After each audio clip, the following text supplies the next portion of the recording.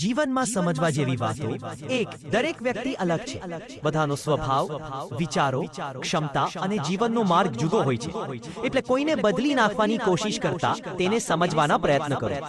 બે શબ્દોમાં શક્તિ છે એક સારો શબ્દ કોઈનો દિવસ બદલી શકે છે અને ખરાબ શબ્દ દિલ દુભાવી શકે છે તેથી બોલતા પહેલા વિચારવું ખૂબ જરૂરી છે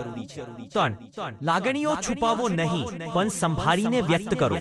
દુઃખ હોય ગુસ્સો હોય કે ખુશી લાગણીઓ વ્યક્ત કરવી જરૂરી છે પરંતુ યોગ્ય રીતે અને યોગ્ય વ્યક્તિ સામે ચાર તમારા આરોગ્ય પર સૌથી પહેલા ધ્યાન આપવું જોઈએ પૈસા કામ સંબંધો બધું ફરી મળી શકે પણ આરોગ્ય નહીં મન અને શરીર બંનેને સમય આપો પાંચ નાની ખુશીઓનું મૂલ્ય સમજો મોટી ખુશીઓ રોજ નથી મળતી પરંતુ નાની ખુશીઓ તો દરરોજ મળે છે સ્મિત સૂર્યોદય પરિવાર સાથેનો સમય એ જ જીવનને સુંદર બનાવે છે